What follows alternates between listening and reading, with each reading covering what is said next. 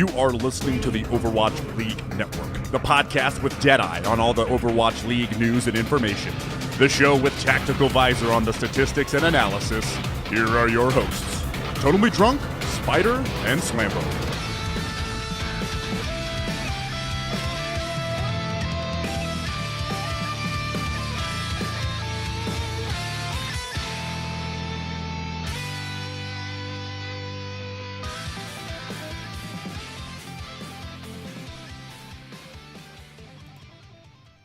What is up, guys, and welcome back to Overwatch League Network, the podcast with Deadeye on all the latest Overwatch League news, information, and esports analysis. I am your host, Totally Drunk, and tonight on episode 46, we're going to go around the league discussing the latest Overwatch League news. The Dynasty get the most handsome main tank in the league, and of course, we're going to take a look back at the first Overwatch World Cup group stage, and so much more.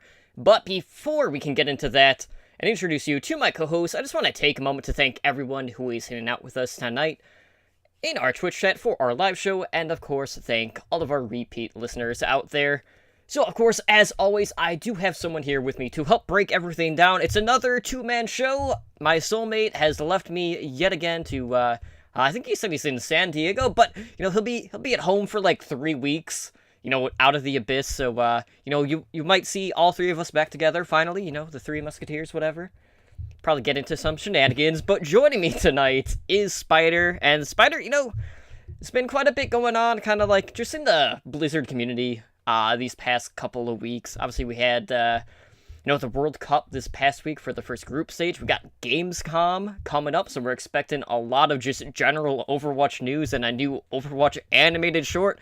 Maybe information on the Legos and, you know, the Nerf rivals. But how's your week been, man?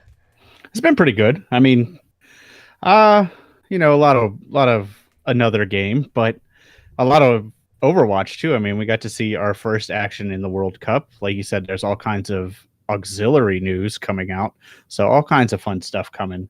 I did watch most of the World Cup matches, and you know, we'll be talking a whole bunch of, you know, stuff like that and must-watch matches, because I really don't expect most people would sit through like 24 hours of Overwatch, especially when you don't know 90% of the players. But overall, it's been a great couple weeks. You know, I miss doing the show, and I'm glad to be back. And I went back and, you know, listened to the one I missed, because we did take the week off in general. All of us just, you know, needed a week off. We had a lot going on. And, you know, I listened last week, and you guys really didn't pick on me as much as I thought you would have. So you went pretty easy on me. So I'm glad to be back, and, you know, hopefully soon we'll get all three of us back together. How about you, man? How's your couple weeks been? It's been good. You know, I'm kind of back to playing a bit of Warcraft. So leveling up the Druid on Airy Peak. You know, same server as you, basically, because, you know, we are part of the, you know, CTR community. So that's been going good. I've been basically, like, trying to knock out, like, half a level at a time. So it's pretty much been smooth sailing, lately. But all in all, like, obviously, you know, we got the summer games going on, and that's been a ton of fun. We were building a Hulkbuster Lego yesterday, at my sister's house, so that was painstaking. So, you know, I'm just preparing myself for the upcoming Overwatch Lego sets. Hopefully they're not like 1,300 pieces like the Hulkbuster was, because that was pretty tedious, but it's been good. Obviously, the World Cup was amazing. We got to see Jake cast Overwatch for the first time, which was pretty exciting, which we'll talk about here in a bit. But, you know, as you would expect, being a group stage, you know, everything pretty much went exactly how I expected to. My pick rate for the first stage was 100%, including all the map records. You know, everything basically played out how I expected to, but there were some pretty close series for sure. So let's go ahead and let's jump into this past week's news as we go around the league. So first up, as we have mentioned prior, the Seoul Dynasty are looking to overhaul their coaching staff. I know, like, last month they kind of, like, either got rid of everyone or, like, only, like, shifted one of their members to a different role, and now they have picked up KDG, and this kind of, like, follows a leak that was on Chipsa's stream, and he also, like, appeared on Wakid's stream before, like, it was actually confirmed by the team. But KDG had formerly been coaching Mosaic Esports. He would then go on to coach Snakes, and he's looking to be the new Dynasty head coach. So, as we all saw, the Dynasty in the inaugural season did not live up to the expectations. They did not live up to their name. Their name, the Dynasty, they sure as hell did not do good on that promise. But, they finished 22-18. They did not get a single playoff berth, whether it was in the stage or the end of season, which was very disheartening for all of us soulmates out there. But KDG, I hate when people have three, letters side by side. That's especially when I sound the same. Yeah, whatever. But basically, he was at the helm of Snakes, and this was a European team. They went 6-1 in Contenders Trials, which ended up winning in EU.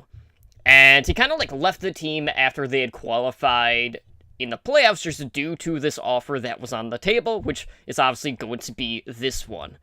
So, on top of that, we also got some pretty breaking news, an hour or so ago that, there's a certain, main tank from the LA Gladiators that is now, on a different Korean team, kind of making his way around. So, kind of going back to the whole, Fisher not playing in the playoffs and what that meant, and if he was going to stay with the Gladiators. Well, to the surprise of no one, Fisher is not on the Gladiators anymore, and he is signed with the Seoul Dynasty, which is very much needed for the Dynasty, because we kind of saw,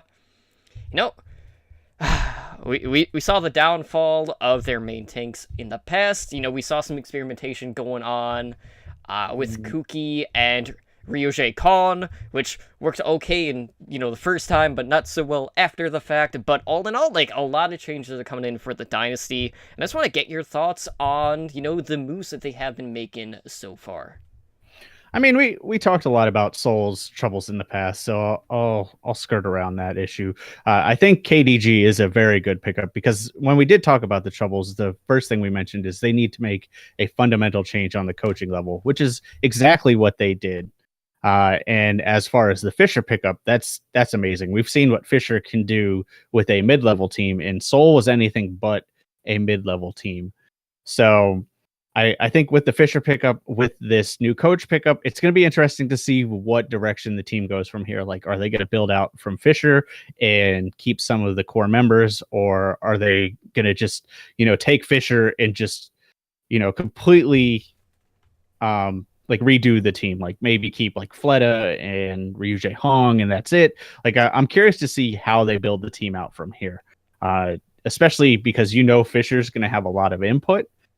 Because, he's Fisher. He's extremely outspoken. So I'll be curious to see where they go from here. But this is all great moves. These are the off-season moves that we've been waiting to see. And I think Seoul has struck first. And I think they've struck one of the biggest blows so far.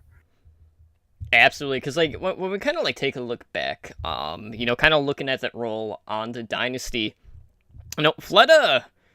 had his moments early on, but after the tank started to struggle, he kind of fell in the out of the spotlight, really, because he wasn't given that space. So having Fisher kind of at the forefront now should definitely open up a lot more opportunities for Fleta to be meta, as people keep saying. So I'm really excited to see where exactly they're doing from here. So, we could pretty much assume, Dynasty are definitely going to try to keep, that Korean core. Fisher probably wouldn't go to a Korean team if he didn't think that was still going to be the case. But awesome sign-in. I can't wait to hear more. And, it definitely... It's going to take some getting used to, because when I saw the graphic from, the Dynasty, Twitter feed, you're not used to seeing it. So, going to be a bit of a feeling out process before I get used to seeing that, but I'm really happy for that sign in, as I'm sure Slambo is as well. And I pinged him immediately when I saw it, so we know that. Yeah, you were blowing up chat, look at this, look at this, look at this. But anyways, let's go ahead and talk a little bit about the Philadelphia Fusion. So the Fusion have actually partnered with a analytics program developer known as Pursuit.gg. And they've done this in order to look to improve player performance for the Overwatch League going into Season 2 and beyond. So, this is a program that some other teams are already using. I know the European Overwatch Contenders team, Angry Titans, is also using this program. And that's a team that's actually going to be competing in the Contenders EU Grand Finals up against Eagle Gaming, which, is, kind of like former Rogue members. So one of the few, all-French teams over in Europe. But Pursuit is designed to basically provide information following Overwatch matches. So, it tracks your statistics while you play, and after the game, it has, an analysis-type page made available to you. So, the things this program is going to look at is it's going to track your hero effectiveness, first pick rates, it'll analyze your death, and, there's no timeline in regards to, a full release for Pursuit. But this program is currently in open beta, and if you guys listened to Heroes Never Die this past week, we kind of talked about something similar to Pursuit that's kind of been causing a little bit of a commotion, especially on the competitive Overwatch Reddit, and that was Visor, which is basically... it's very similar to Pursuit, but it's actually, happening live when you're actually in the game. So it's actually in-game alerts. So this one is more after the fact. So I'm really curious to see how the community is going to approach this as opposed to the other one. But, if this is helping these teams out, it's hard to say. I look at these programs and... I feel like it might not be the best usage in regards to, actually learning the game. But then again, obviously a lot of teams bring on, people for analytics. So I'm really curious to see, comparing, the human side of it to, the AI side of it and seeing where, things, kind of drift apart, and also where they're kind of in line in regards to the actual information at hand. Yeah, I mean, we've seen a huge uptick in these analytical programs, and I can tell you that we use Visor for the team that I coach in the Outlet League. We don't use the overlay program. We actually use the analytics program, and it's very good. I mean, you kind of mentioned that it's not the best for learning the game. I mean, nobody at this level is learning the game.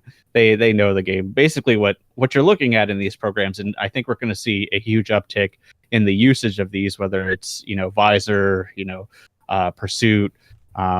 There's a whole bunch of different ones. Is timing windows. If you ever watch StarCraft, timing is a huge thing in StarCraft. What you do when really affects the match. And with these programs, you can see something like, hey, your Genji typically charges Blade 20 seconds faster than the enemy's Zenyatta. So you know that you typically have about 20 seconds to get that Blade off before it becomes maybe a non-issue because of Transcendence. And that's what you're really going to get out of these. And that's kind of what we look at in the team as we say, oh man, our Pharah gets barrage 40% faster than other Pharahs in the league. So we need to be making sure that we're pumping out those barrages as fast as possible. And there's a lot of information in these programs. I think it's good. To the Visor specific issue, I don't think the overlay is great, but this isn't really the spot to talk about that. I think that's kind of borderline on cheating. But the analytical side of Visor and the analytical side of Pursuit, I think is very much needed for these teams. And it presents team analysis that would be hard otherwise to pick up on. So I'm interested to see where these programs go. And like I said, I think we're going to see almost every team using some sort of program next season. Yeah, I definitely agree with that. And it's not just going to be in the Overwatch League, but you have to remember, with a lot of these teams, some of them are very short-staffed, or they only have, one coach. So any sort of aid that they can get to help them along the way is going to, pay some pretty big dividends for that team. So I have a feeling maybe... I don't know if it's necessarily going to be split between the two, but I also wouldn't be surprised to see more of these analytical programs popping up over the next couple of years to help, kind of guide these teams. along their path to pro. But anyways, obviously next week is a pretty big week for the Overwatch League in regards to, you know, some of the more fun stuff, like the All-Star Weekend. And with that, we have an update that really shouldn't come as too much of a surprise, considering that Siegel had recently retired from professional Overwatch. So with that being said, Siegel is not going to be participating in the upcoming All-Star Weekend. So in order, Womp womp. yeah, so Bird Dad, Bird Son, both out of the All-Star game. You know, you couldn't have one without the other, so now you get none of them. But because of this, Kariv is actually going to be moving from the Pacific Division Reserves to the starting 6 roster. And then making his shift to the reserve roster is the LA Gladiators flex tank, Bishu. So Seal basically said, like, he had another commitment going on at the same time, so, you know, even if he didn't retire, he still wasn't going to be able to commit to this. But All-Star Weekend is, you know, very soon. We got, you know, all of these, like, custom matches, on Saturday, August 25th. And, we have the All-Star game in itself on August 26th, which is that Sunday. So just as a reminder, so on Saturday, you know, we start at 4 p.m. You know, we have our Lucio Ball showdown. At 5 p.m., we have Mystery Heroes, which is the one that Ednar was, you know, hoping that we would get. We have the Widowmaker 1v1 tournament starting at 6 p.m. We have Talent Takedown, which is basically like the casters and people at the desk playing. And those that's the teams one are, I'm like, waiting for. drafted, and that is at 7:30 p.m.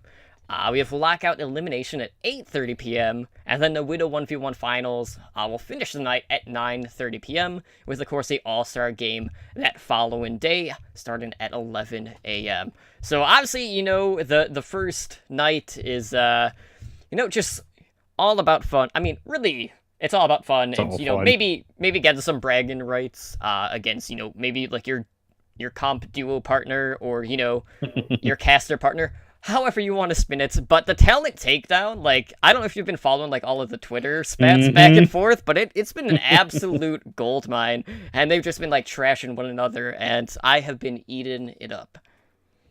Yeah, I mean, like I said, that's the one I'm most looking forward to, and the banter is most of it. Like the fact that one team actually has a pro player on it, and they're still like, yeah, he can't carry that team, is hilarious. Like the fact that they're just picking on like Sideshow and Bren, like the whole, like, if you don't follow their Twitters, you should definitely start following their Twitter, because all of the banter has been amazing. Like, I don't even care at this point how good the match is. Like, I just want to see them get up on stage and, like, you know, just tear each other to shreds in banter. Like, I hope we have live mics for some of it, because that would be amazing. But as far as like Siegel not going, it's not that big of a deal. Like, we've kind of known this for a while. Like, especially if you watch his stream, like he put out there almost the day that his retirement came out. They were like, "Oh, are you going to play World Cup?" And he's like, or not World Cup, All Stars. He pretty much said point blank, he's like, "I don't think so. I'm still trying, but I don't know. It doesn't look good right now." And since then, it's just kind of declined. So it's not a huge surprise if you watch any amount of his stream recently. It is sad. I wish we would have got to see him on stage one last time, because, you know, last time we got to see him in the Stage 4 playoffs, we didn't quite know that he was going to retire. So he probably would have got a little more fanfare just because he is one of the more popular players. And a lot of people were, I dare say, flocked to Dallas because of him. So it's sad, but it's not unexpected. Yeah, I was trying to see whether or not I could find the bracket for the Widowmaker. I don't have it pulled up right this second. So unfortunately I can't break that down. But I know all that information's out there. I know they also had drafted the team, so we do know what the teams are. I'm pretty sure I have that in my other show notes, so I should be able to pull that up. Okay, let me just find it real quick. Yeah, Jane actually put on a Widowmaker 1v1 tournament over the weekend that had a lot of tier 2 and tier 3 players. If you haven't watched that, go watch that, because it was very good, and not a Kefri in sight. Not one. Yeah, wasn't it So like $1,000 for the yeah, he tournament? put up $1,000, and it was actually a really fun tournament to watch because he started out like it was like free for all Widow. It was like 12 people in a map, headshot only, Widow elimination. It was like top, I think it was initially the top four advanced, and then like top two advanced from each group, because he had like 64 players sign up, and it went down to the final two, and it was Widowmaker is fun to watch, especially in a vacuum when it's just other Widowmakers, Hmm. because you just get to see like the chain headshots. So I hope this is something like that. I mean, with the players that are in it, absolutely. So looking at the talent takedown rosters, we got some interesting pairings here. So for the Atlantic Commission, we have Malik Forte, Sideshow, Golden Boy, Mr. X, Doa, Uber Shouts, and Bren. And then for the Pacific Division, we have Reinforce, Crumbs, Zoe, Semler, Monte Cristo, Puckett, and Hexagrams. Okay, Mm. so obviously a lot of attention is going to be kind of drawn to the Pacific Division just because, Reinforce is a pro player. I mean, he's playing in a World Cup this year. And I believe he said he was playing DBS for his team. So, they didn't want to just be like, yeah, we're just going to keep it on his main role and, we'll just kind of go from there. I But think I think Monty only plays Reinhardt, so I think Monty might only be a tank. So I think that's why he might be forced onto DPS. okay. I do know that Zoe and Puckett have been, duo queuing with one another. So, we got a little bit of synergy there. Zoe typically has been playing Diva, so I am expecting her to be the off tank for that lineup. But really, I'm really curious to see what Bren we are going to get because we have the Brenji, which is talked up, which really isn't anything. And he feeds quite a bit, and then I know he's been practicing his Widowmaker quite a bit on stream, which has been Oh God. which has looked better than his Genji, but it's really hard to kind of like put things in perspective. But what I can say is, don't expect like the cleanest execution in this series in particular, but this one is probably going to be pretty close, and I'm just curious to see, who is going to be the biggest feeder, out of all of the casters or, people at the desk, because quite a few of them are known for doing just that, but you can expect some shenanigans in that one for sure. I do like that even people on the same team are trash talking each other. Like Hex has been, I think it was Hex and Doa maybe, or it was Doa and somebody, but Doa's like, I'm gonna insta-lock Zenyatta, and then whoever was planning to play support, the other support on his team's like, yeah, if he does that, I'm not gonna heal him. So like it's just funny that even in the same team, like they're trash talking each other. That's awesome. I mean, that's just how they are.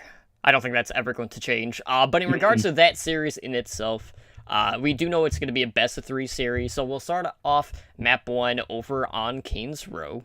You'll have the losing team selecting the next map. And, if it's 1-1 at the end of 2 games, then it's going to be determined by a game of Lucia Ball. Yeah. Which I don't know how I feel about that, but I feel like from a spectator experience, that might be the safer option than another game of just normal competitive. Yeah, I think that was for the sanity of the people playing in the game too, because after 2 probably close matches, they might have to start worrying about broken keyboards and stuff, especially from like higher ELO players like Reinforce, who basically is going to tilt out of his mind when his team doesn't do what he tells them to. Yeah, or who knows, maybe someone might hit another teammate with the keyboard. You never know. Like, some stuff could go down. I am extremely excited for this. Like I'm excited for all like the fun matches. I mean, I'm excited for the core all-star matchup too, but like all the fun matchups are just going to be a blast to watch because it's not something we see a lot of in the pro Overwatch scene, is for them to just screw around and have fun. Like I hate to say it, but the last time we saw it was that wasn't there a tournament in China where they had like that weird format where like the first game was like competitive, the second game was like 3v3 lockout, then there was a 1v1, and it was a strange format, but it was really fun to watch, and I like to see more of it. Yeah, absolutely. Because that was like one of like the only formats that we saw that kind of had like a little bit of everything. And like really no other tournament has really done it. Normally something just says one format and they stick with that throughout. But that one had just like a loot pinata worth of different game modes and map types and things like that. So definitely want to keep an eye on. I cannot find the Widowmaker 1v1 stuff. I remember that Saya Player and Carpe are, if I'm not mistaken, like the first series in that one, which, I mean, out of all of the 1v1s that we could get, I think I'm most hyped for that one, just because I feel like, Saya Player was always the one standout player from the Florida Mayhem, and a lot of that was off of his Widowmaker play. And obviously, Carpe was the backbone of the Philadelphia Fusion, as we saw, because, with Carpe out of the equation, the Fusion kind of just floundered. But we can talk about like upset potential or perceived upset, and that one probably has the biggest margin in regards to that actually happening. But kind of like looking at the field, like who do you think is going to be favored in the actual Widowmaker 1v1? I'm leaning Saya Player, but you never know. Like these Widow is such a streaky hero that it could be anybody. Like honestly, I think Dante's in it. It could be somebody like we don't even think about. Like Sabiobi could take it just if he's on that day. Like thinking of the Widowmakers in the league, it's such a streaky hero. It just really depends. Like the standouts, I think Carpe has a good chance, but as we are going to talk about later in the World Cup, he still wasn't quite on form for a lot of his Widowmaker. He was very good, don't get me wrong, but there may be more to this than we think there is. And like you said, Saya Player was always that like Widowmaker duel winner. It was just the rest of his team that kind of lost the matches for him. So I'm excited all around just to see how this plays out. Yeah, I'm gonna go out on a limb, and it's really hard for me to pick a favorite in this, but it would just make my day if Carpe doesn't win, just because when we talk about the Widowmakers in the league, he was always the one that was considered to be at the forefront, or at least the one that was always in the discussion. So I just want to see him lose, if for no other reason than that. That's admirable. I mean, that's basically everybody except the South Koreans in the World Cup right now. So, yeah, we all feel that way. And speaking of the World Cup, we do have an update for Team Spain, and that is that, speaking of the Philadelphia Fusion, their support player Neptuno has announced that he is not going to be competing in this year's Overwatch World Cup. So he's basically just looking to take a break, following a little bit of burnout after Overwatch League Season 1. Obviously, there was a ton of that going around just across the board, really. And we have not heard any information in regards to a replacement for Neptuno for their matches from Team Spain. But this is a team that is going to be competing in the Bangkok qualifiers, which is the next qualifiers for the World Cup, which begins on September 14th. And, kind of like when we look back at Spain, this has been a team that's been pretty scrappy and kind of like one of the dark horse picks overall. But, they still have Dak. I know they have Poppy Fresh. But, kind of like looking back at, kind of like the landscape, we're not really seeing a ton of Mercy. So maybe this won't be as big of a blow as some people are expecting. But, Neptuno did always have a way in regards to survivability and just being really clutch on that main support role. So I just want to get your thoughts on how exactly you think this is going to affect Spain's chances in their qualifier stage, considering that, kind of like already they're one of the teams that are kind of on the outside looking in. It doesn't help them, that's for sure. I mean, Neptuno is a workhorse, and that's one thing people have to remember is he actually had the most games, most maps played out of any player in Season 1. He actually only missed 5 maps over the course of Season 1, which is crazy when you think about it. And in fact, one of the maps he missed, and then the next map he played with a kidney stone and tonsillitis because he saw Dayfly and said, "I'm good enough to play. I can do better than that with these afflictions." So I think he needed the time to take a break. And when it all comes down to it, Overwatch World Cup is a pretty serious competition, but it's not something these guys are making a living doing. So at this point, he needs to put his career first. He needs to put his health first. And I think he's making the right decision. As far as Spain goes, there's a lot of untapped talent in Spain. So I'm sure they could reach out and find somebody. But, looking at their other supports, Neptuno was definitely like their tier 1 support. So it will hurt them overall. But I'm still hopeful. Like when we talk about the first qualifier, they're my Japan. They're like my dark horse team. Like they're the team that I'd like to see win, but I'm not all that hopeful for. But will ultimately underperform. Exactly. I mean, I don't think Japan underperformed, which we'll definitely talk about later. I think Japan performed. I actually think they exceeded performance in a lot of areas. All right, well, let's go ahead and kind of like look back at that first group stage for the Overwatch World Cup, which of course was in South Korea. So, we had 3 days of matches, 5 matches per day. So if you were watching live, it was, well, depending on how long the matches were, it was at least 7 hours if you were watching live. It was a lot. It was a lot of Overwatch. So, Spider, let's go ahead and let's go through the results. What did we see go down in day 1 of that group stage? Well, you're going to hear a lot of for Overwatch here in all the days, so we'll get those out of the way first. Russia defeated Hong Kong 4-0. South Korea defeated Taiwan or Chinese Taipei, depending on how you classify them, 4-0. Finland defeated Hong Kong 4-0. So poor Hong Kong took 0 maps that day. Russia defeated Japan 3-1, but it was actually a fairly close 3-1. It was basically came down to Shadowburn beat Japan for Russia. And then South Korea defeated Finland 3-2, which is the must-watch match of the weekend. Yeah, absolutely. I went back to watch that one again, and we'll go into it. That's definitely going to be the one that we deep dive in. In regards to day 2, we saw South Korea open things up by defeating Hong Kong 4-0. Japan defeated Chinese Taipei 3-1. Finland defeated Russia 2-1, which definitely kind of put a really like a clinch, really, or it made it really tough for Russia to really try to fight their way back. But we'll get into the overall records and stuff in just a little bit. We saw Chinese Taipei defeat Hong Kong 4-0, and then South Korea close out the night again, defeating Japan this time 4-0. But day 3, it was for Overwatch across the board. So Spider, who came out ahead on that day? So Finland beat Japan 4-0. Russia defeated Chinese Taipei 4-0. Japan defeated Hong Kong 4-0.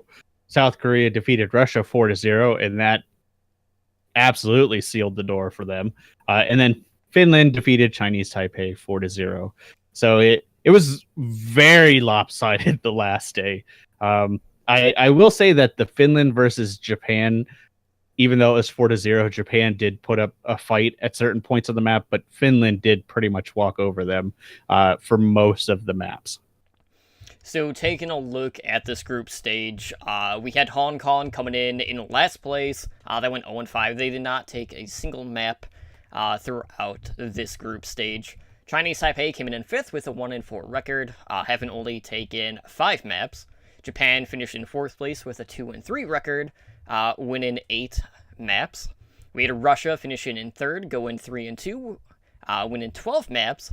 Finland finished in 2nd and advanced to the BlizzCon stage. They went 4-1 with a 16-4-1 map record, and to no surprise, South Korea were the top dogs in their group stage, securing their ticket to BlizzCon with 5-0 record and a 19-2-0 map record, with both of those map losses going to Finland.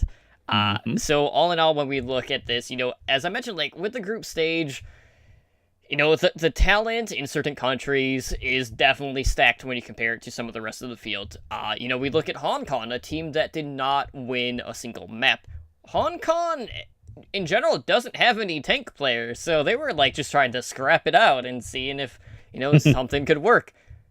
Did not help them Did not at work. all.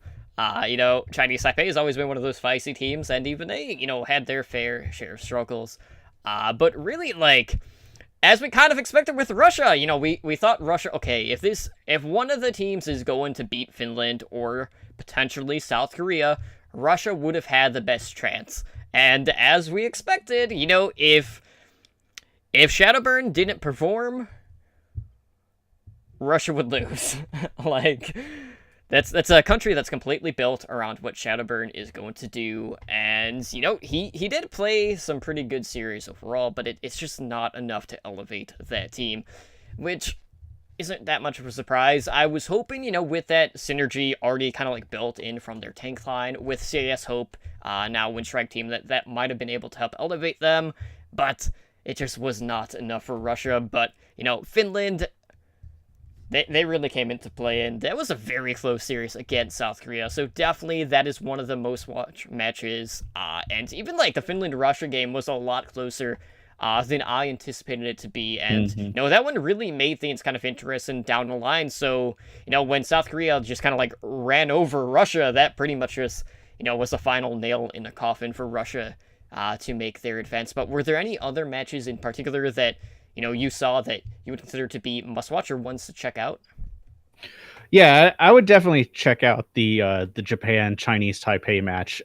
Even though neither team advances into BlizzCon, it actually gave us a pretty good look into two regions we don't get to see a whole lot, and they have very differing play styles. The Chinese Taipei is a very slow roll, like very methodical type of play style. Only getting aggressive really when they know they have the advantage, whereas Japan just didn't care. Like, we saw it last year and we saw it this year. Kenmo was like, oh cool, I see Zenyatta, I'm gonna dive on him, and it actually served them well in most instances. The only time they had problem is against teams that could coordinate and bolster their back line. So you got to see a lot of Brigitte against them, and it was almost like stage 4 of the Overwatch League, where we saw teams not really know how to counter Brigitte, and that was like Japan's downfall. In terms of like individual plays, though, they definitely have a lot of talent. Like, Depth showcased one of the best Widowmakers over the weekend, and you got to remember, we were watching Taimu, we were watching Linkser at times, we were watching Carpe. Like, we saw a lot of very good Widowmakers, and Depth still surprised me. I already mentioned Kenmo, just because of the fact that I loved his tank play. It didn't matter what he was on. He was in the face of somebody. And, some of it was throwing. Like, he was definitely over aggressive at times, but I did enjoy that. And I think this match is just a good watch because you get to see that there is a lot more talent out there than we expect. Just because we're so ingrained at this point of there's 3 big areas of talent. Like, South Korea, EU, and then America. But you kind of get this feeling that there's a lot of untapped talent out there, and I think that's what a lot of these expansion teams are going to start looking at. Is sure, they're going to look at the big regions, but they're also going to start looking at, they're going to look at the Australias, they're going to look at the Japans, they're going to look at the Brazils, stuff like that. And I think this match really showcases that there is that level of talent out there. Yeah, absolutely. And if you're wanting to see Japan compete again, that team is actually going to be competing in the Overwatch Contenders Pacific Grand Finals, because that team consists of Cyclops, Athlete Gaming, and they're going up against Talon Esports in that region's finals, and that will be played on Friday, September 14th, so keep an eye on that. So, obviously, competing in Contenders and then competing at the World Cup stage is a completely different level of play, but, it's always another chance to, spotlight that specific region. So, if you enjoyed what you saw from Japan, definitely go support them when that match is going on. So, not only did we have the World Cup going on, but we also got our first glimpse at Jake as a caster of Overwatch. So, Jake had already mentioned, like, he was, denying, tryouts for the, United States World Cup team. And this was the opportunity that he was looking at. So, he made his casting debut alongside one of the veteran Overwatch casters in ZP. ZP, this was his first, like, Tier 1 Overwatch tournament that he's casted since last year's World Cup. Since then, he's been doing a lot of the Overwatch contenders over in North America. And, I like seeing stuff like this because obviously we've already kind of seen, some players take this approach to, still being involved within the scene, but just doing it in a different, manner, like, Reinforce, being on the analytical desk. And, this is a good way to kind of, like, test the waters, because primarily when we look at esports, careers in esports do not last very long. Mm. And, some of the Overwatch League players are at that age where they would show, some falling off, for lack of a better the old man. A lack of a better way of putting it. The old man syndrome. But, I love having pros being involved in production because it really just helps heighten the viewing experience. Because when it comes to the game, as a pro player, they just see it differently than, other people out there. And they're able to provide, more accurate and just more relevant analysis as, in certain situations, that would be a spot that they'd already been in themselves. So they can kind of, like, reflect back to that. And, when we kind of, like, look at, some other, markets out there, like, when we look at, traditional sports, like, say, like, NFL, like, analysts and casters are pretty much all former pros. It works well. Yep. And I really feel like ZP was just the perfect casting partner, because he was either basically, like, at in the driver's seat where he was leading Jake into that analytical, breakdown, or he would kind of, like, patch in between all of the banter. And it was a perfect way to play off of, a veteran like that. So I was very impressed with what Jake did overall. Obviously, the nerves the first day were, a bit jittery, but as it kind of went on, he was definitely getting more comfortable in the role. And I highly doubt this is going to be the last we see of Jake in that sort of role, moving forward. Definitely. I mean, he fell right into it. I mean, we've all heard the jokes how Jake loves to talk, and this fits perfectly. He's very analytical. He knows the game very well. So all of his analysis was spot on. It provided actually really nice insight. Like, there was one specific match, I think it was the Japan-Chinese Taipei match, where he's talking about why people would pick Junkrat on second stage of King's Row. And he gave, like, a full breakdown of it, in between the action. And it was actually really interesting to hear that kind of stuff. And like you said, the jitters and stuff day one, you could tell he was a little nervous. But once he got past that, I actually think him and ZP were my favorite duo. So if he does choose to, further this avenue and, stop playing competitively, I think we may see this duo for season 2, because everything I've read about it, people liked it. Like, they liked this duo. They liked the synergy they had. They liked the analysis they provided. And sure, you don't quite get the level of hype that you got with, like, Uber and Mr. X, but the analytical side, the play-by-play, was still very good. And I was surprised. Like, I had my doubts going into this, because we have heard that Jake just rambles and he talks and he talks. But he was actually fairly restrained. Like, he got to the point, he made his, his argument for whatever he was thinking. And then ZP would just pick it up and say, like, yeah, I could definitely see why you would do that. And then they would just go back to the play-by-play. It was actually really entertaining. So I hope we get to see more of them. Yeah, I mean, who knows? Like, with this many more expansion teams coming in, maybe we're going to be getting more games, and there would be a need for another caster duo out there. So, I know Jake hasn't really talked about, stepping down as a pro player, but, there's always a chance. I mean, you never know.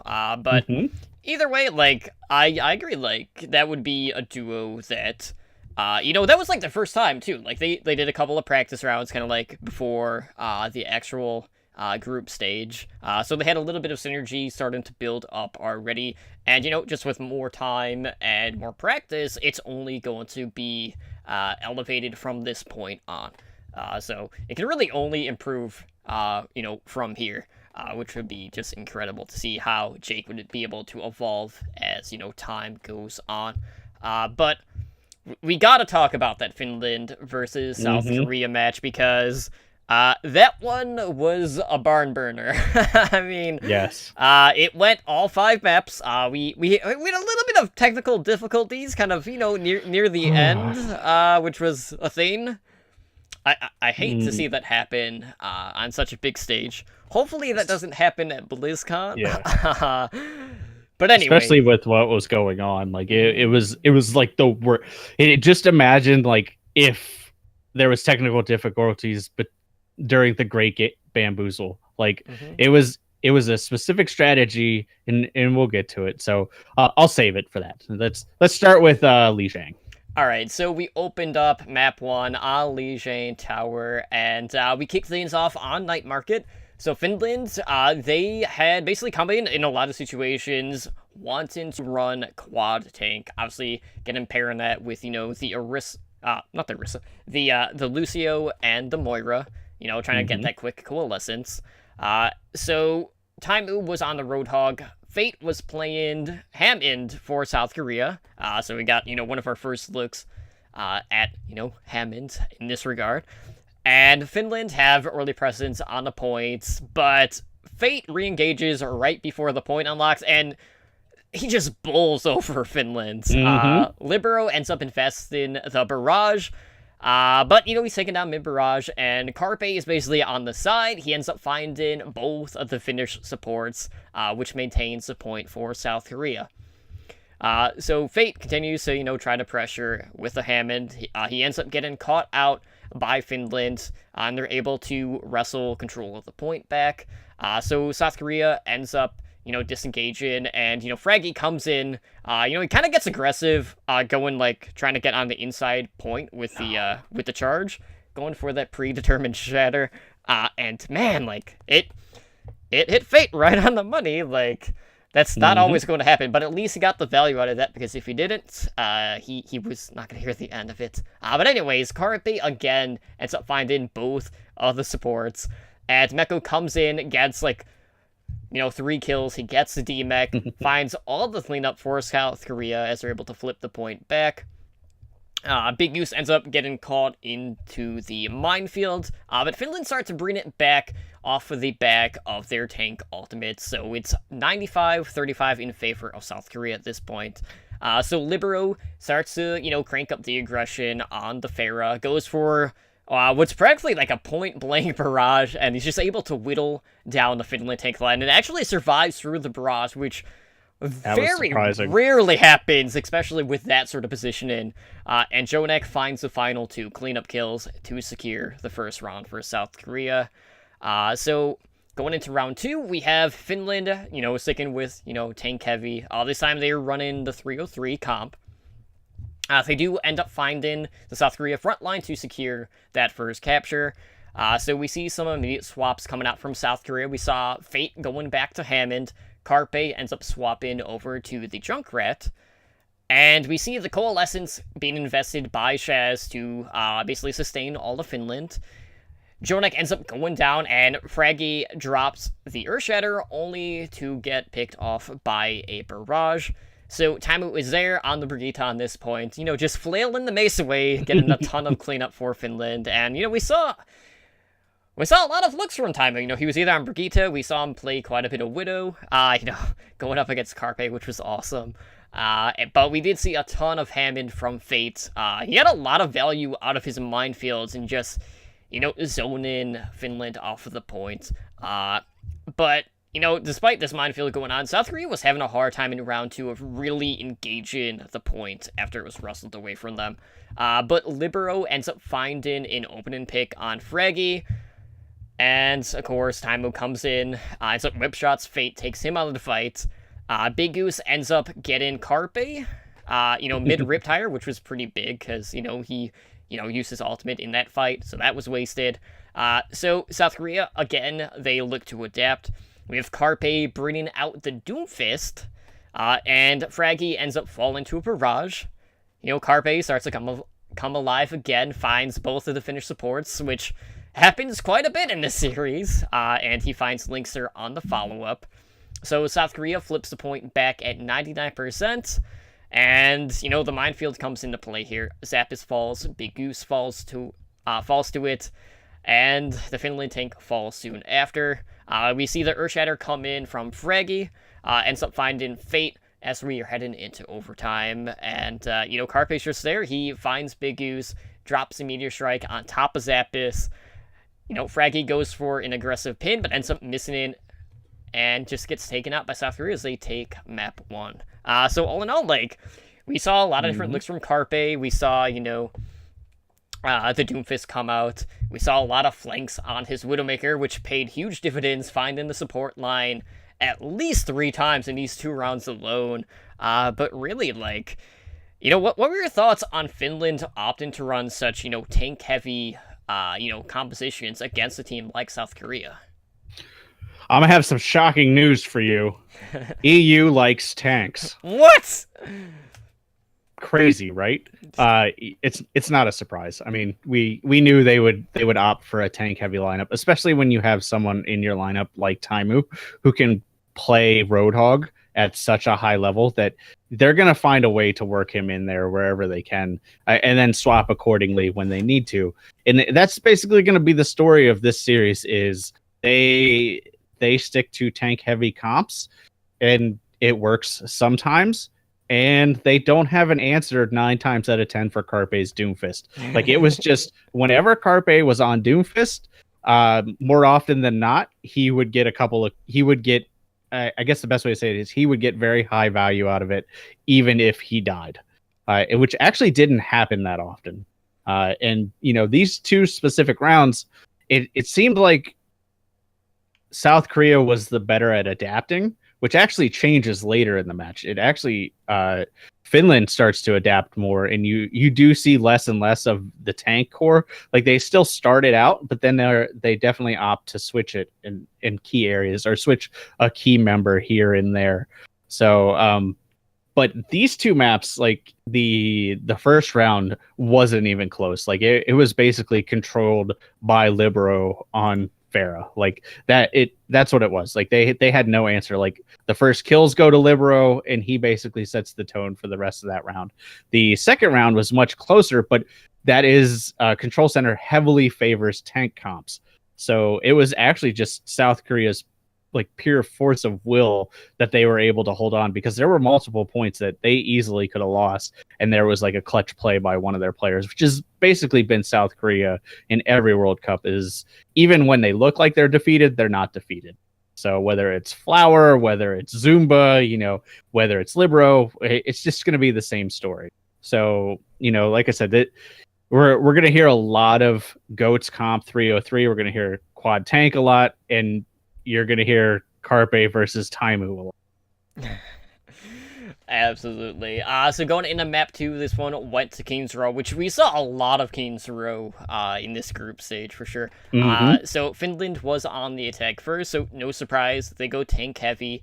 They come out opting with the 303, and, they wrap around the backhand side and, just go straight upstairs. They force Fate off the high ground, so Fate is the first one to fall for South Korea. Jonak ends up getting taken out by Shaz's orb, and Finland just single-handedly just take the first point. Really not a bunch of contention there, just due to Fate falling really early on. So Carpe ends up diving in with the Doomfist, only to just get stunned immediately by Taimu on the Brigitte. So it definitely feels bad, but, Carpe would definitely still have his moments. So now we see the aggressive positioning of the South Korean tanks look to push Finland back to their spawn, and they're able to re-engage with an Earthshatter, and they find 5 in the aftermath. So we see the Graviton and Self-Destruct Wombo combo coming out, which finds 2.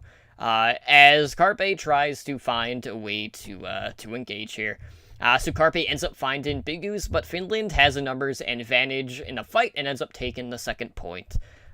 So we see Finland, try to maintain that momentum, but they actually get stopped in that next engage. And this is where the swaps start to come out, go into that last phase. So Finland ends up switching to, running the double sniper. So they have the Widowmaker, they have the Hanzo, and Linkser ends up finding Carpe point blank. Taimu opens up with, a snipe an arc. So, really good chance for Finland to, ease their way towards that third point to complete the map. But South Korea is actually able to stabilize when Libero ends up swapping over to the Tracer. So, Libero just comes in and does a lot of the groundwork and a lot of the cleanup with the Tracer play here. He ends up one-clipping Shaz on the flank side, but unfortunately, in that moment, he kind of got, caught out. But, Finland pushes forward, and Fraggy's actually the first to fall, and, that was kind of a common theme throughout the series, where Fraggy was the first to fall for Finland, in a lot of these, engages here. And Fate ends up, charging forward. He ends up taking Shaz out of the fight. We see the minefield coming in around the payload, and, they basically just gatekeep Finland as overtime expires, so Finland not able to finish their attack. So that is what that is. And going to South Korea's attack, we see the Ana coming out from Jonak, which of course, we see a little bit of, Genji looking for the Nanoblade. And Taimo immediately just finds an opening shot onto Jonak, but he gets punished for it as Fate dives on top of him. Libero ends up getting just an absurd amount of cleanup on the Genji, and he just dashes through the Finland support line. But Linkser is there to, answer right back. But Libero just takes out Linkser as this coordinated dive just ends up getting the best of Finland. And, there was a lot of cleanup just with Libero, kind of like in that hotel. Really not a lot of room for Finland to move around there. So, hitting multiple people with those dashes is really easy in such a confined space. And there's really nothing they could do at that point. So, of course, we have the Nanoblade, and no surprise that gets met by a Transcendence and, a Shield Bash. So the Nanoblade doesn't really find the value there because of both of that. Carpe ends up finding a triple kill, which ends up getting, the cart moving again for South Korea. So this is where Carpe and Libero decide to, move ahead, trying to, give that much more space to South Korea, but they end up getting spotted out by Finland, and Finland just doesn't invest in the ultimates, and they find Carpe and Libero. They take them both out of the fight, which prompts Carpe to swap over to the Widowmaker to match Taimu. And what happens? Taimu finds him right off of the bat. So, that's not how you want to start the Widow 1v1. So we see, the barrage invested from Libero. That doesn't find anything, and he ends up getting caught by the self-destruct at this point. So Finland, they rally up, they get all of the armor out, and Fraggy ends up getting taken out of the fight. So we see Meko and Libero finding the cleanup for South Korea as they're able to secure that second point. But South Korea aren't able to engage as Taimu and Zappish just come over the top. They end up finding with the self-destruct. But Carpe starts to bring it back for South Korea. He comes back with a 2K of his own. We see Meko swap into the soldier to try to get back to the point, because, we're getting really low on time at this point. So we're in overtime, and Fraggy, he pops the Primal Rage. He, just punts Jonak off of the point. So it's only Ark and Libero left in the fight for South Korea, and the cleanup is there for Finland to tie up the series and move us to everyone's favorite map type of Assault. Yeah, I mean, the second match was very good for multiple reasons, just because I think this is the most diverse meta we've seen, and it goes back to our conversation of counter pick Overwatch. So you got to see a lot of picks and counter picks come out, and this was the one area where they actually had an answer to Carpe's Doomfist, and it was Taimu on the Brigida, and that forced Carpe to switch, and then, it just changed the whole dynamic of the match. But I really want to point out Fate's wrecking ball on this map. He was such a nuisance on this map. Like there were multiple times that he would just like swirly spin around the cart, and like half the time Finland didn't know how to dislodge him. Like they in theory knew how to dislodge him. Like they would either shield bash him or, you know, punt him with the Winston ult or something. But there were just multiple times that they just could not get rid of him. So he was like such a nuisance. So if you ever want to see how to play like the most annoying wrecking ball, definitely go watch this match, because there were multiple points where he almost solo won the fight for them because Finland didn't know how to get rid of him. Like, as soon as they almost got rid of him, he would just roll away, and then he would come right back and do the same thing once he was full healed. So it was actually a great match to watch. I mean, this is like old school, old Moo on full display, and you really got to see that when he's in form, he can throw down with the best of him. So I hope going forward we get to keep seeing this, because it really kept Carpe on his toes, because Carpe's not used to that level of I guess Widow counterplay outside of other Korean players. So right. I think Carpe went into it like, oh, I'm gonna switch to Widow and just body him, because you could tell like when he died and he made that switch, you're like, okay, he thinks he can beat him. And then after the first couple snipes, he got real passive. Like he started to take it seriously, and you could tell by his positioning. So this was a great match overall. Like this is the fundamental, I think, match out of all of the maps. So if you don't have time to watch this whole match, this and Rialto are the two that I would recommend. Yeah, and if you blink, there's a good chance you would have missed all of map 3, because that was on Temple of Anubis. And here's what I love about Anubis. It's over. It was quick. Like, this was not the typical Temple of Anubis or Draw Anubis map that we were so used and accustomed to seeing, where, you know, we go like double time bake or any crazy shenanigans like that. So South Korea, as it, you know, lost the prior map, are on the attack first. And we see Taimu on the Widowmaker on this map, and he's positioned pretty far back. So South Korea sees this, and they take the slow push engage approach. So Libero ends up being the one finding the big kills. So that methodical type approach by South Korea does pay some pretty big dividends, ends up securing the first point. So, you know, what can we say? It's a snowball in this attack. So Carpe, you know, ends up swapping for point B. We see the blade coming out from Libero. Shaz isn't able to escape from that. Taimu ends up falling into a self-destruct. And we see Linkser trying to invest the Deadeye, but that doesn't find the value. And, you know, South Korea just kind of like blitzes through Anubis, and they finish with like 5:35 left in their time bank. So when that happened, I was like, okay, here we go again. It's going to be double time bank. 8-7. It's going to be one of those crazy map scores. Thankfully, that did not happen. I'm so happy.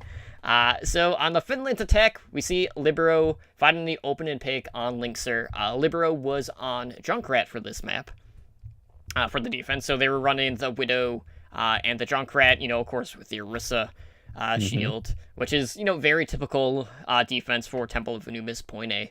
And, you know, South Korea are just looking to, you know, fish Finland in, looking for those right clicks on the Orisa. Libero ends up taking out Fraggy with a concussion mine, which forces the resurrect from Big Goose. Carpe ends up finding Big Goose, but Linkser is, you know, trying to, you know, bring it back for Finland. Ends up finding a 2K. But he ends up getting taken out of the fight, which stabilizes the defense for South Korea. So Carpe is basically like on the side at this point, trying to find Taimu.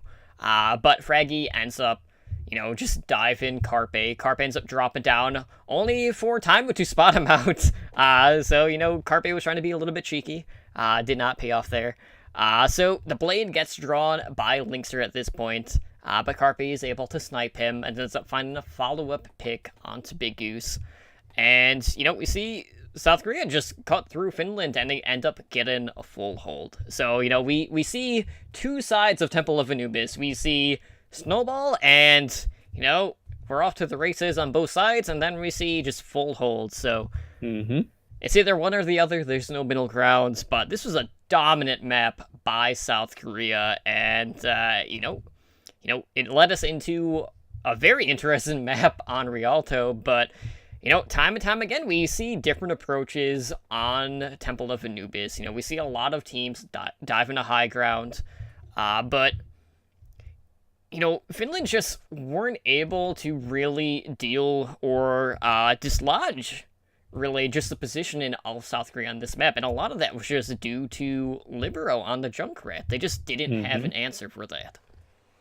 Yeah, South Korea really likes the Widow Junkrat defense on Anubis, and I think there's good reason for that. I actually think that is the strongest defense currently on point A of Temple of Anubis for that reason, is because the Widow is fully protected, and if anything happens, the Junkrat blows up anything that comes within like a 3-mile radius of the Widowmaker, and that's exactly how they played it, and Finland didn't quite have an answer for it. The more interesting thing is Finland's point A defense was very different than what we're used to seeing. We actually saw pretty much solo support. Like they ran a Brigida and an Ana on the high ground, which they put them up there with a Symmetra and then ran back and switched. And when you think about that, Brigida's not doing any healing other than her health pack every so often. So she's basically just there shielding the Ana, and it actually worked fairly well. Like they held them off for about 3.5 minutes. Like they almost held them all of point A. It's just South Korea, bided their time. They took their time, and at that point, they had such an ultimate advantage that when they did roll into point B, they just basically obliterated them. And that's Temple of Anubis in a nutshell. It's either you win on the first push or you don't win. But yeah, it's interesting to see how teams are changing these approaches to this map, and I am excited to see more variations of this other than the Widow Junkrat. But that being said, I'm just going to reiterate what I said earlier. I still think Widow Junkrat's the best defense you can put up on this point, unless the team knows how to counter it. And you're going to need a very specific set of players to be able to counter that level of coordination. And Finland could have had that. I just don't think they figured it out fast enough. Absolutely. So the map pick did go to Finland, and they picked Rialto for map 4. And I really like seeing Rialto. Obviously, we haven't seen a ton of play on it yet in, tournament play. So anytime we get to see it, I'm always excited. So Finland were on the attack first, and, they were pretty hesitant, kind of like at the start there. They end up making some changes to their composition and opt to go for the 303, which is kind of like what they've been falling back on, or, just their go-to, really, throughout the group stage here. So Linkser ends up finding a good angle and ends up catching out Fate. So Libero looks to invest the Dragon Blade, but only is able to find, a few swipes with the blade. But luckily for him, South Korea is able to find the cleanup in all of that aftermath. Fate ends up finding 3 with a Hammond, which really secures the fight for South Korea. So we see some changes coming out from Finland. Taimu, he swaps over to the Sombra, which we had been seeing a ton in Contenders playoffs. So he's basically just looking to get that hack onto Fate's Hammond, which will just basically just shut Fate out of the fight, really. So Arc ends up getting caught in a very bad position, and Libero looks to bring it back with a Dragon Blade, and, it's a very scrappy fight a lot, on this map in particular. And the tanks are finding the cleanup for South Korea, so Fate ends up turning up the aggression on the Hammond. Carpe comes in with the Doomfist, but Fate ends up getting dropped, and he's not in a position to get rezzed. So Carpe ends up getting a D-Mech, but Fraggy ends up finding him. We see the Coalescence coming out, which ends up finding 2 and also keeps Finland alive. So, we see the sustain from the support ult coming in. And Finland is able to get to that second objective as we are in overtime. So Taimu ends up dropping the EMP, and the South Korea tank line just crumbles. We see Fraggy drop in a Solo Shatter onto Fate, which keeps Finland rolling. I I don't care, like, if you don't get, like, mass value. If you're able to get a pick with an ultimate, like, that is value, especially in this line. So I love seeing things like that. And Fate definitely was a nuisance throughout this series. Screw that hamster in particular. Right. Let's just, like, hammer him into the damn ground. Exactly. So, Finland end up investing the Graviton Surge, but the DPS ults just come in from South Korea, and it gets like 4 to bring it back for South Korea. So this was pretty cool. So we see Libero was able to break the shields in this, which opened up for the Carpe Deadeye to find the follow-up kill. So, you know, some great... just great shield burst potential between those two ults, which really brought it back there. So that was a pretty cool moment there. Linkser ends up falling before he can use his Graviton Surge, and, you know, Finland are looking to complete the map in overtime. So we see Fate, he is on the Reinhardt at this point. We see the Earthshatter coming out, and Fraggy ends up falling to a self-destruct, but Zappiz, you know, he just comes in with the fattest, like, self-destruct that we've seen. He ends up getting a 5k, and, you know, it ends up resulting in a team wipe. And, yeah, Finland ends up completing the map in overtime. But, man, like, that Zappiz play... They just ride it out, man. Absolutely ridiculous. Like, that was all over the Reddit.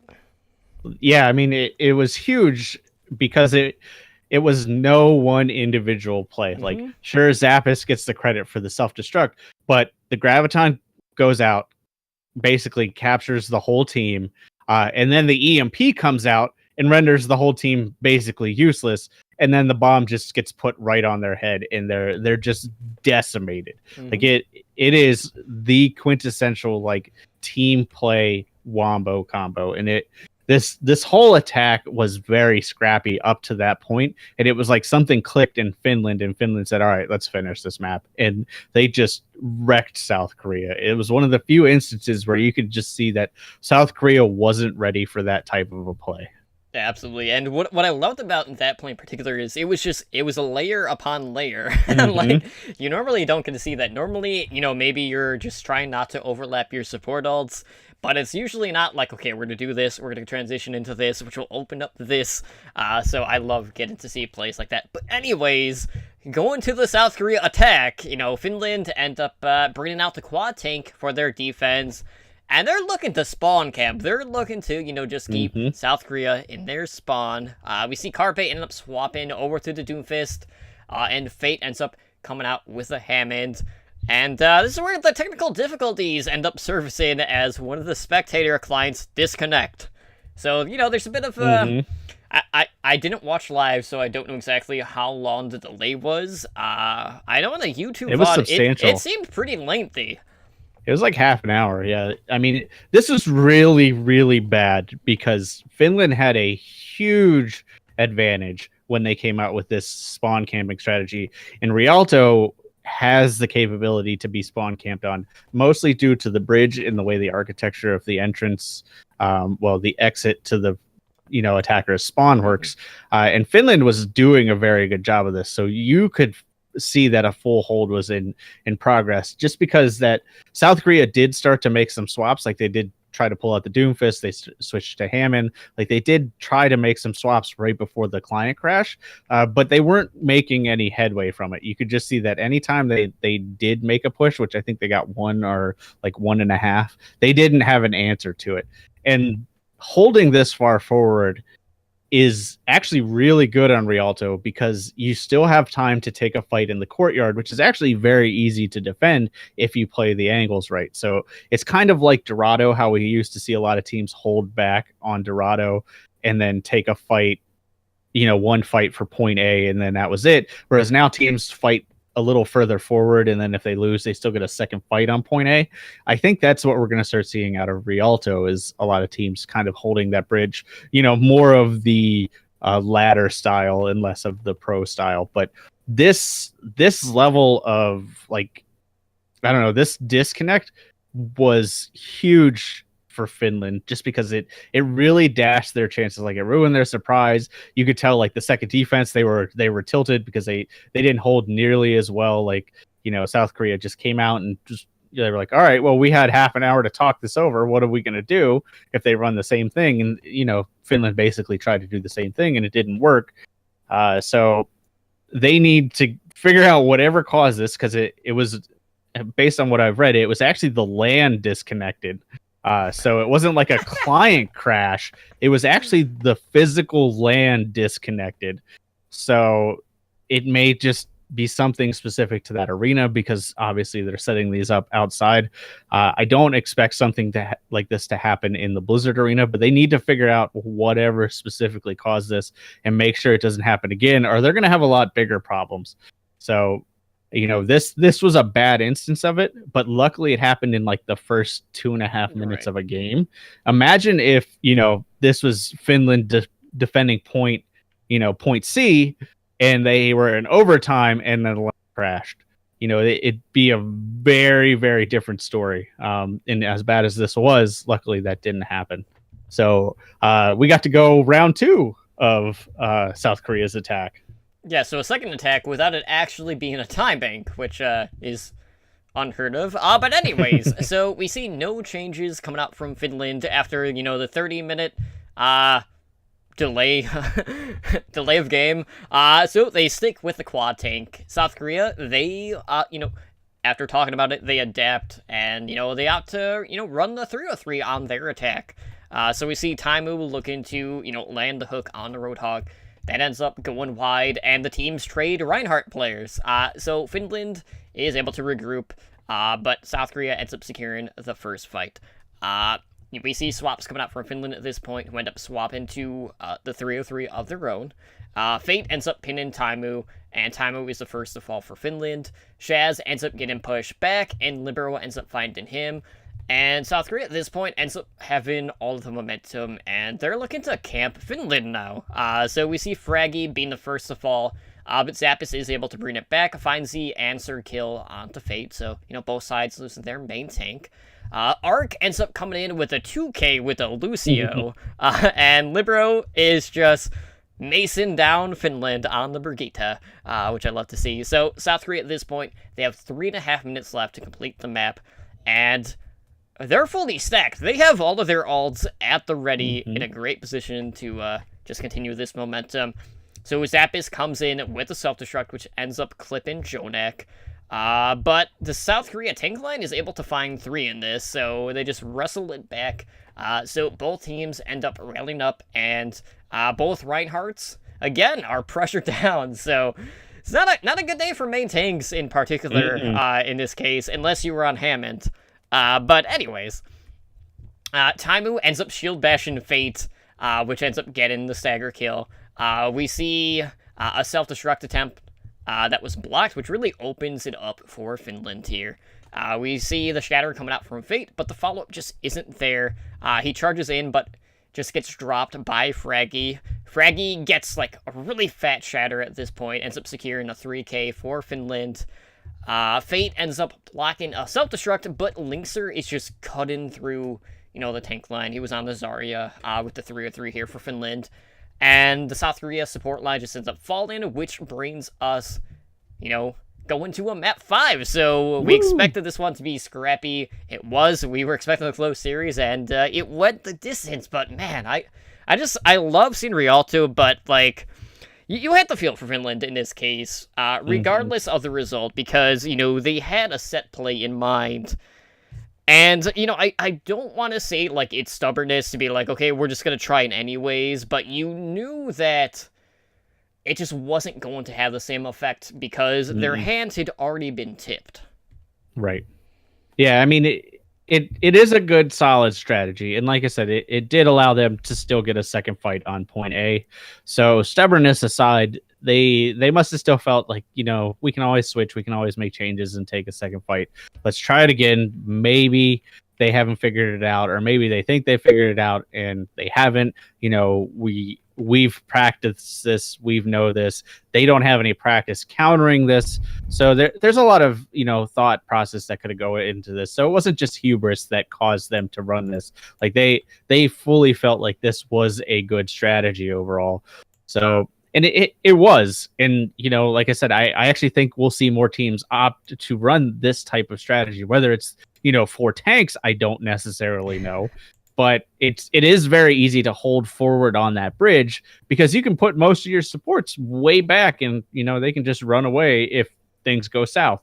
So it is a good strategy. And, results aside, it does suck that this did happen. But luckily, Finland regrouped enough. They didn't tilt enough, and they pulled it together.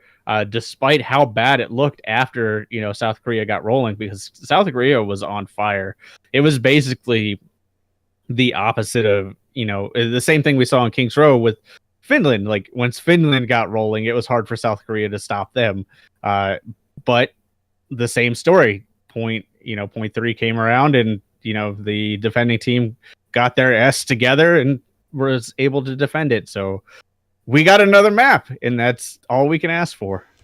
Absolutely. So the tiebreaker was on Nepal, and really, no surprise, we went all 3 rounds on this one, and you couldn't ask for a closer first round to open up map 5. So Finland opts to run the quad tank again. We see South Korea going with, the double DPS, end up having a McCree and a Farah. So Finland are able to gain control of the point for the first capture, as they're able to just, maintain sustainability here, with the tank heavy composition. Fate ends up being the first to fall for South Korea, and Linkser ends up catching Carpe over on the flank side. So we see South Korea adapt. We have Carpe moving over to the Widowmaker. Fate ends up moving to the Hammond. And Fraggy ends up being the first one to fall in the next engage. Libero ends up catching Big Goose in the barrage, but gets taken out himself in that. So the cleanup is there for South Korea, and they're able to flip the point at 84%. So we see Linkser swapping over to Soldier 76 at this point, looking to combat the Farah. And Finland are able to run back onto the point, and this is where Fate, he invests the minefield, and Taimu ends up falling to the mine, and we see a follow-up kill by Fate onto Big Goose. So Finland, with this comp, it's just lacking, the efficient DPS, and South Korea actually end up getting zoned out by a self-destruct. So Finland are able to flip the point back at 77%, but Linkser, he's just not finding the value on the 76. He pops the tactical visor, but he's not getting any kills from it. So Carpe ends up opening up, ends up getting a 2K, which flips the point back for South Korea. So a lot of back and forth in this round. It ends up being 99-99. And Carpe ends up sniping Fraggy when he looks to get the pin onto Fate. And Fate is basically just circling around the point on the Hammond, just looking to bowl over Finland. He ends up dropping a minefield, which ends up getting the pick onto Linkser. And Ark ends up falling to a self-destruct, and Goose finds a kill onto Carpe. But Fate is still able to stall for South Korea on the Hammonds, and Carpe is back bringing in the Doomfist. But the man advantage is in favor of Finland, and are able to flip the point and take the round 1. But man, the Hammond stall, we knew, when they announced Hammond and when we got to play him, that he was going to be a major player in regards to stalling. And here's a prime example of that. Not only did it happen in this map, but it happened in some of the prior maps. He's just really hard to figure out, okay, how are we going to stop this momentum when he's just spinning around in circles? It's really hard to actually stop that momentum. Yeah, it actually makes me feel a lot better when I'm playing against him in ladder and I have trouble tracking him, because I'm fairly good at tracking, especially on characters like Soldier. It's one of the few good things I can do. And even Hammond, I have trouble just because of his speed. And then when I watch the pro players do it and they have the same problem, I'm like, oh, it's just hard to track. It's not just me. And I mentioned it in the opening map, but same thing on this map. It just seemed like Finland didn't quite know how to dislodge him. So, and the times that they actually beat him, they kind of opted to just ignore him and then come back to him. They're like, okay, we'll deal with you later. We're going to take out the rest of the team. And while you're spinning around, we'll come back to you later. And that's how they actually dealt with Fate. Like, they didn't have an answer for him in the fight. So they just ignored him. And it ended up working in round one. Like, for the most part, they were able to deal with it. Now, there were some pretty dicey moments that stall almost bit them in the ass because he stalled for so long, and you got to see highly mobile characters like Doomfist enter the fight again. But the problem with that comp that South Korea switches to is there isn't a whole lot of synergy. So you're really leaning on, like, it's almost like the Widowmaker factor. Like, if you don't get a pick, you lose the fight because you just can't fight toe to toe with a 303 comp, or, you know, like even a 222 comp in most instances that run like the traditional dive, or, you know, Ryan Zarya, stuff like that. There's just no synergy. So in a, you know, knockdown, drag out, you know, comp versus comp fight, that's not going to work unless your Doomfist or your Hammond gets a key pick. And that's what we saw happen at the end of this round, is they just couldn't capitalize on those picks. And, you know, Finland was able to just grind them down. Absolutely. So going into round two, we saw Big Goose being the first to fall for Finland.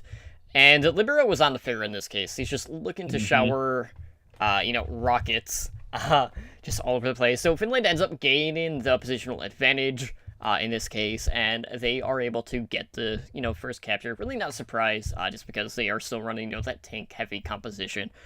So Zapis ends up getting demeched, and Libero gets some pretty good value out of the barrage, ends up finding 3 in the process. So we see South Korea flipping a point at 24%, and that was following the team kill. So Carpe ends up finding Taimu in the Deadeye. He also demecks Zapis in the process. So we see Fraggy coming in, he drops the Earthshatter, ends up finding Fate, and Linkser is just there to cut through the South Korea support line. So Finland is able to wrestle the point back at 42%. So we see Libero again, you know, coming in big with the Pharah and a Barrage, ends up connecting with the 4K, and again, the point flips, and this time it was at 64% for South Korea. So, man, already, like, I remember watching this, I'm like, man, like, this is one fight, engage, one side wins. Other team will win the next fight, flip the point. On and on and on. Like, it was just absolutely crazy. No one can hold on to the point at all here. Right. So Taimu ends up falling low and ends up getting taken down by Fate's pile driver on the Hammond. And Finland ends up getting pushed back, and, you know, we end up seeing some changes coming out from them. Linkser switches over to the McCree, trying to deal with Libero. And Finland is able to spot out the Deadeye. So they didn't fall prey to that, but Fraggy is not able to escape from the barrage from Libero. So we see Fate on the Hammond dropping the minefield on top of the point, and the cleanup is just all there for South Korea. And, you know, that forces the round 3 in map 5. But, like, it's been interesting, like, because, like, when we kind of look at these tank-heavy compositions, when you're playing the Pharah, you're able to earn these, like, quick barrages, but it's really hard to get the angles in such close quarters, because, like, he's basically, like, on, like, the bridgeway, you know, just, like, right above the point, and he's just, like, peering down just a little bit, but, like, he's not getting the best looks because Fraggy was constantly there on the Reinhardt, just holding up the shield time and time again. So, yeah, eventually, like, he was able to earn the barrages, which did eventually, you know, oddly be the difference maker for South Korea, but, you know, it's just really hard to get the work in when Finland, with that tank composition, had the positional advantages in that round. For sure. I mean, the thing that I think kind of won this for them is Finland opted to ignore either Fate or Libero. And then they kind of ignored both of them, and that doesn't work. You can, if you have a specific comp, you can generally get away with ignoring a Pharah as a tank comp if you're able to burst down the rest of the team fast enough. Like, if you're able to surgically go through and eliminate the rest of the team, you kind of leave the Pharah alone. You kind of just accept that she's going to get a barrage, and you're going to leave your, you know, your Diva or your Roadhog or somebody to deal with that when it happens. But when you're dealing with South Korea, and they have Hammond, they have Farah. You can't ignore both of them, because once you ignore both of them, that's two threats coming from two very different angles, and it just surgically took them apart. And that I think this is the key mistake Finland made, is they didn't swap early enough, because they have the talent to handle a Farah. If any team in the World Cup has enough hit scan players to handle a Farah, it is Finland. So I don't know why they waited so long to pull out McCree. And honestly, I don't know why they stuck to the comps they did for so long on this map, because they could have put up a better fight on this map. And I don't have much more to say. This was actually a fairly dominant map from South Korea. Absolutely. So going into round 3, we move to Sanctum, which would determine the winner of this map, and really be the determine of who got the higher seed in this group stage. So we see Finland to opt in to run solo DPS, and it's Linkser on the Soldier 76, which was interesting. I'm not self-sustained. I have my own thoughts about what we it's got to be self-sustained. It has to be, because when we looked at the value that Linkser had gotten prior in the series with Soldier, it wasn't there. So that's really what kind of raised my eyebrow in this situation. But anyways, getting back to round 3, Jonak ends up finding the opening pick by just doming Big Goose. Carpe ends up getting a headshot onto Linkser. So South Korea is actually able to secure the first cap in this round, so change of pace here. So Finland ends up making some swaps, so they change out their DPS, they end up going to double sniper. So we see the Widow, we see the Hanzo, and Linkser just snipes Carpe, which forces a resurrect from Arc. So, Arc reses Carpe, only for Linkser to snipe Carpe again, so... That's one way to deal with him. But anyways, Finland are...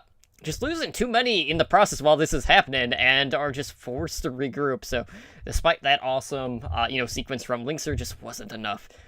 So on the next engage, we see Taimu finding an opening pick onto Fate, and Libero's Barrage ends up not getting the value that it needs, and Finland are able to flip the point at 84%, which ends up bringing out a swap from Libero, who moves over to the Tracer. So Fate ends up diving in the back, but Chaz is here, ends up getting a 2k, which forces South Korea to reset. So, Chaz, being a little bloodthirsty on the Zenyatta, always good to see. So Carpe ends up with a shot onto Chaz. Libero ends up diving onto Big U's, and Libero just on the groundwork is all over Finland, and South Korea are able to get the flip at 89%. So, going into this next engage, South Korea have all of their ultimates at the ready. Big Goose ends up getting stuck with a pulse bomb from Libero. Taimu ends up finding Libero, but Meko just comes in, gets a 2k with the Diva. And Zappis is able to stall on the point. So we see the reinforcements start to come in for Finland. Zappis ends up getting demeched and taken out of the fight by Fate.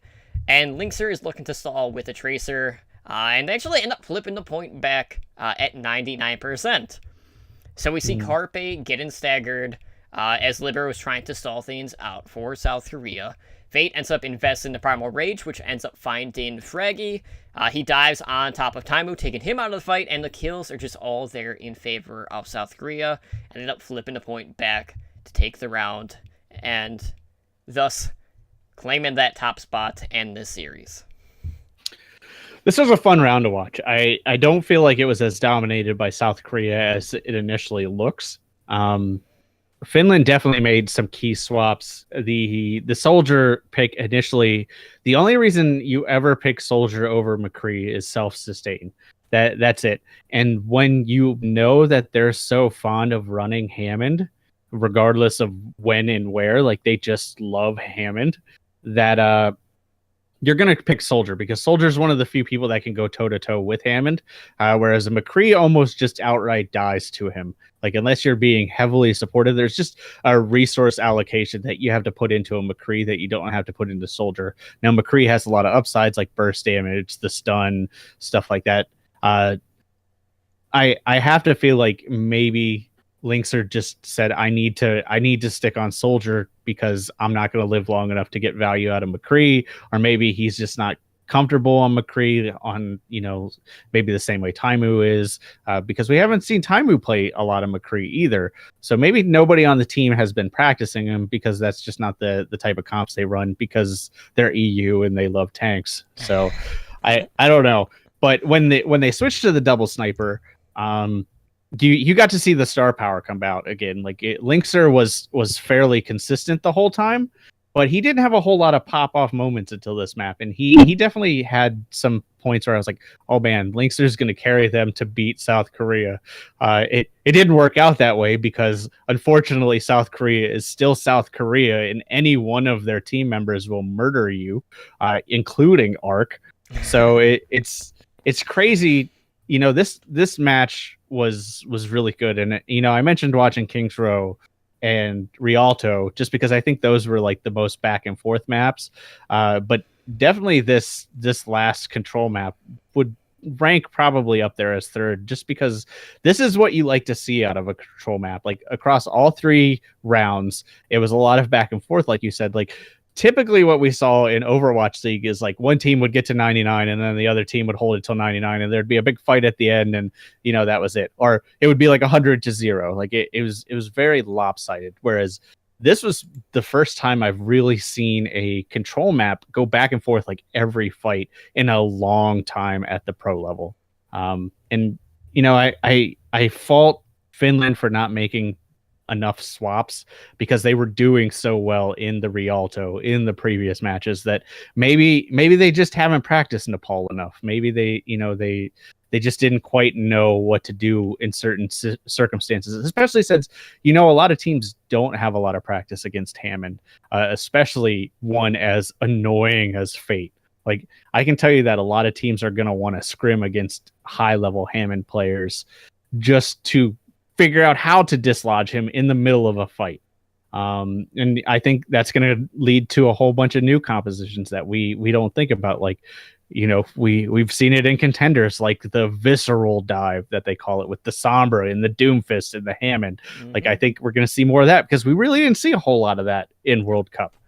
So I'm excited to see how things evolve further. But South Korea is South Korea. It's not a surprise that it turned out this way, but it is a surprise that Finland took them this far to the brink. Like we knew they'd put up a fight, but we didn't know it would go to like 99-99 on map 5, round 3. Like it was just like a crazy match overall. So you have to go back and watch this. Like us retelling it does it no justice. Yeah, absolutely. And for the 3rd straight year, South Korea exits the group stage, going 5-0. Mm-hmm. So, but at least they lost some maps this time. So and I will point out that Finland, outside of their 3 map losses to South Korea, only technically lost 1 other map. Mm-hmm. So Finland did very well as well. I mean, they did tie a map too, but still, when you look at that compared to South Korea, you're like, okay, yeah, these could easily be the top 2 teams in the World Cup, and we may have already seen them go head to head.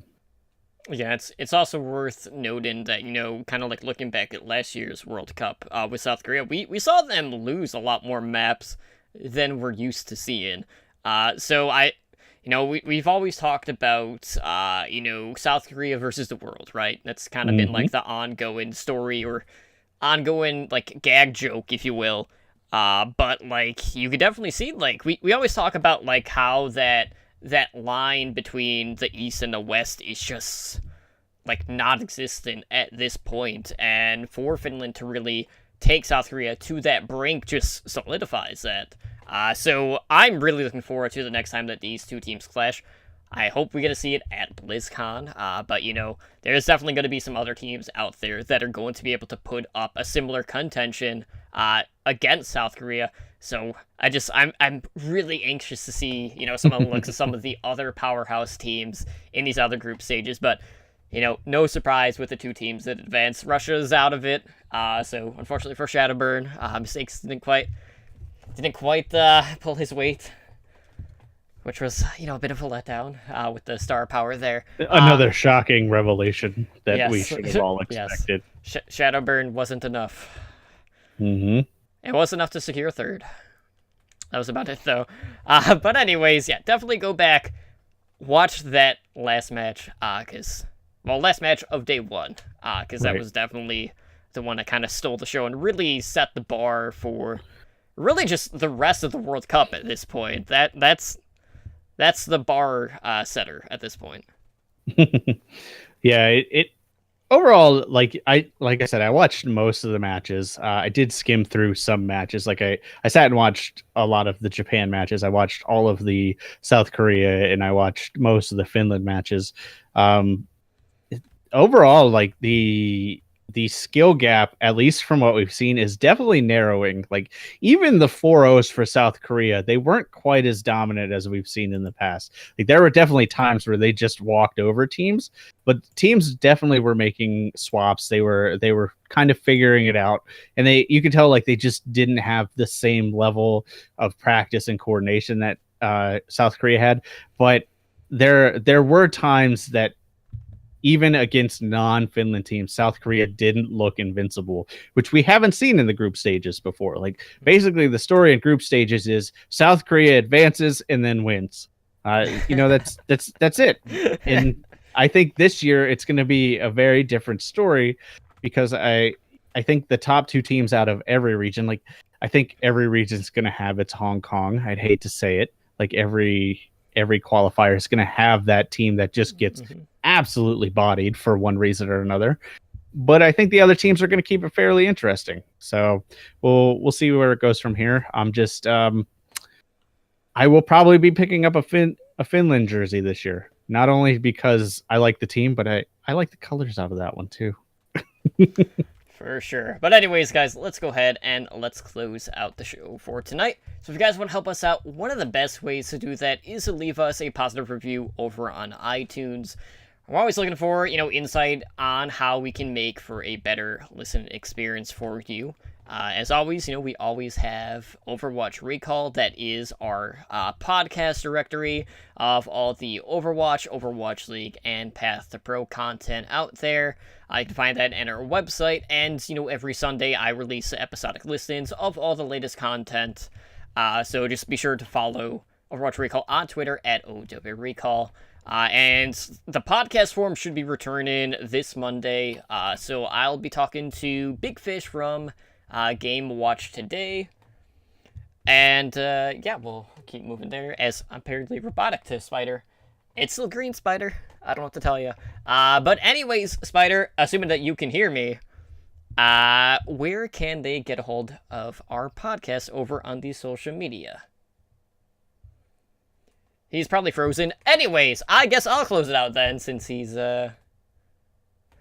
dealing with his tech issues. Anyways, guys, if you want to reach us, you can do so a number of ways. You can... All right, hopefully you can hear me. Now I can. Yeah. You good? Nope, he dropped.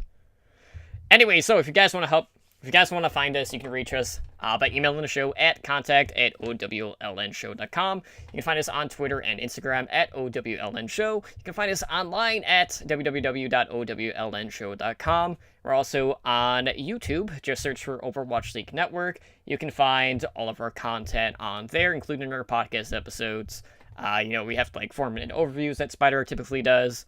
And you can also join us on Discord at discord.me/OWLNshow.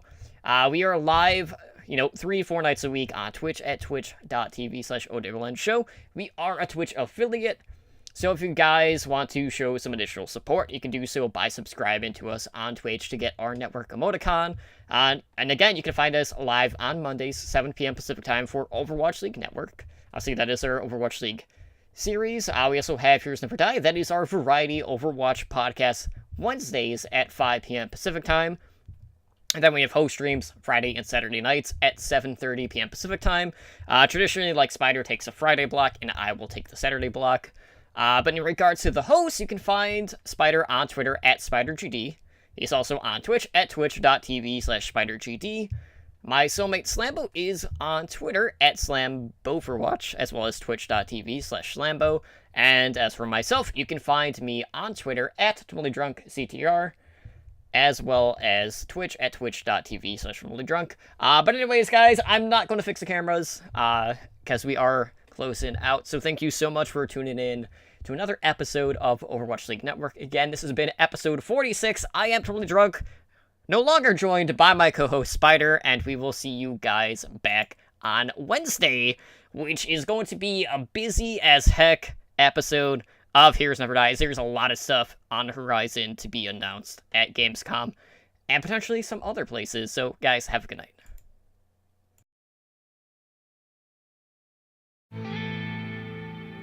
Thank you for listening to the Overwatch League Network. Be sure to follow the show on Twitter at OWLN Show. The theme music for OWLN is the main theme and victory theme guitar remix by Michael Mack.